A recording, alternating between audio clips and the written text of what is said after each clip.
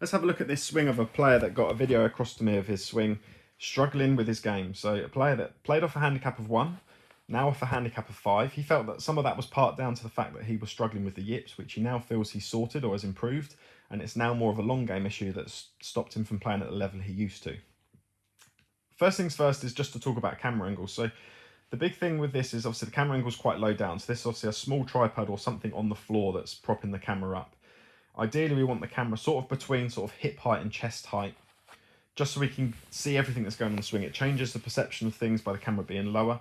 So moving forward, he's aware of this, and that's something that when he's sending videos across, we're going to have a different camera angle that's going to make things more consistent moving forward, and we'll be able to see everything that's going on. So if we look through the swing, I mean, the first thing was one of the things he said when he first spoke to me was he talked about how he slides his hip on the downswing. So sliding his hips is referring to his hips moving in this direction in the downswing excessively.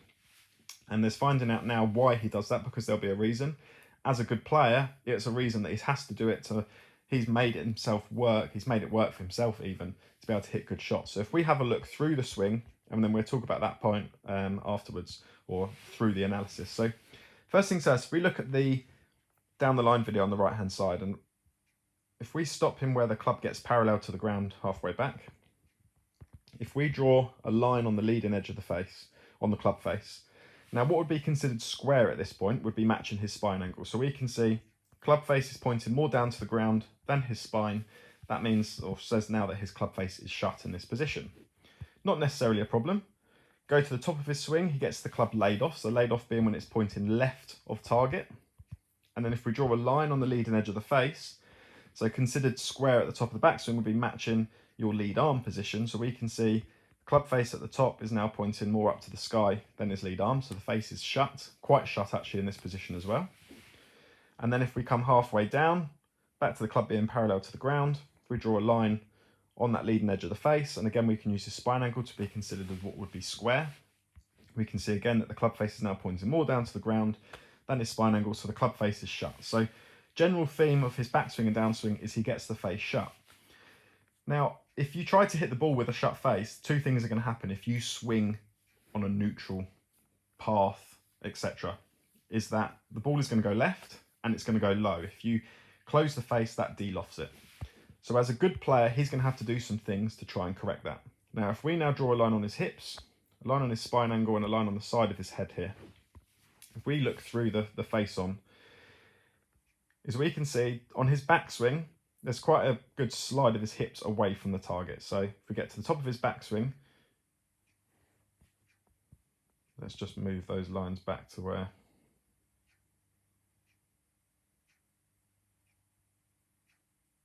let's put that line back on the side of his head because the camera, he moved his position. So we can see on his backswing, his hips want to slide away from the target. So his hips are going this way. His head stayed pretty centered, but what we can see is we can see how his spine angle has ever so slightly, the upper half's tilted towards the target. And that's simply because his hips have slid away from the target. If his head was to follow his hips, he'd fall over, he'd lose his balance and fall over away from the target. So he's now kept himself on balance by keeping his head a bit more centered. Could even argue, you know, his head goes back and then it goes forwards and it gets a little bit probably more forward than what it started. You can see now at the top of his swing his ear gets the other side of that line. So his head's gone ever so slightly towards the target, but minimal. As we then go through his downswing, and this is where he starts talking about how he slides. So what we notice is his hips have an excessive slide. So you want your hips to slide a few inches, sort of 4 or 5 inches towards the target, or it's not really a slide, it's more of a shift in pressure. However, you can see his has gone excessively, and we can also see he has bent his lead arm. So let's talk about why he slid, and let's talk about why the arm's bending. First things first with the arm bending. He's trying his best not to release the club head. If he was to swing through and release this club face, closing it even further, he's basically going to hit this shot. He's going to hit the ball left. So as a good player, what he's learned to do to control that is not to release the club head and try and put some loft on it. So try and create some loft, not get the face closing down. So hold the face square as long as possible. And he's done that by bending his left arm. So that then helps him keep some loft on the golf club, or add loft to it. And you can see when he swings through here, he's got like a chicken wing, what you could call it, in this position here where the left elbows come away from him. The other thing as well is the sliding of the hips. His hips are going to slide because his club face is closed, if he swung on a straight swing path, if he swung square to the target, he's going to hit a shot that starts at the slightly left and it's going to hook. So what he's taught himself to do is to get his path more out to the right. Path's right, club face is a little bit strong, but still, if he can get the club face still just close to the path but open to the target, he can now hit nice draw shots.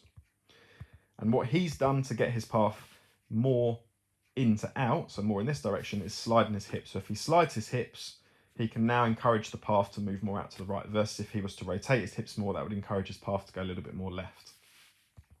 So everything that's going on is basically a reaction to his club face. So his club face being strong causes this bending of the arm, which also changes the radius of the golf club, so changes how far away the club head is from him. So he's getting the club head closer to him at impact, which can make it and give him some difficulties with controlling the low point of the club. So the first thing really is we need to look at how we're going to get this club face in a weaker position or not as strong as a position. First things first is his grip is very strong. So both hands are sitting pretty, well, not massively strong, but strong enough on the club.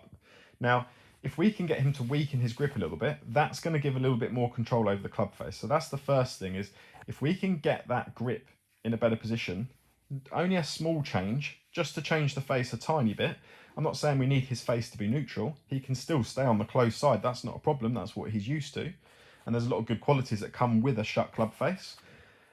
But if we can get that face in a better position and encourage his path to get a bit more left, so then going through how we're going to get him to move his legs, talking about how we're going to get the path a little bit more left to what it normally is, we can still manage. And if he wants to, if he chooses that he'd rather hit a draw, then he's in a good position to keep hitting that draw. If he was to turn around and say, I really want to hit a fade, then we'd have to look at changing quite a few things. However, in this situation here, the best thing for him is if we can get this face in a better position, pre-impact here, if we can get this face at this position here,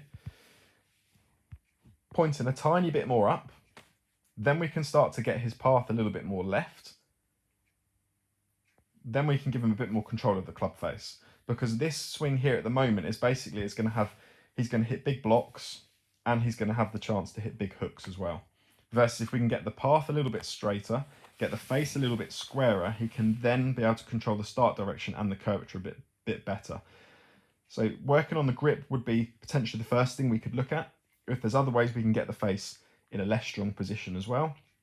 But if we can get his grip better, start talking about how we're going to get him pivoting on the downswing. So instead of this sliding of the hips, if we can get this more rotary, so actually rotating his hips a bit more instead of sliding them, that will help his path get a bit more left. That will then help him square the path up. That will also then help him have a bit more loft on the face because his grip or the club face isn't so strong. So working through that, that's then going to help him moving forward, going to help him control the strike, because we'll be able to keep this left arm straight, this lead arm will be able to stay straight, so we'll be able to control the low point a bit easier. You can see here he's not taking a divot. It appears the shot is off the ground as well. You can see it from this one here. So he hasn't got much of an attack angle down at the ball. So if we can start to work on the things in the right order, get him working on the right things, then we can definitely get him playing some better golf by making some quite simple changes.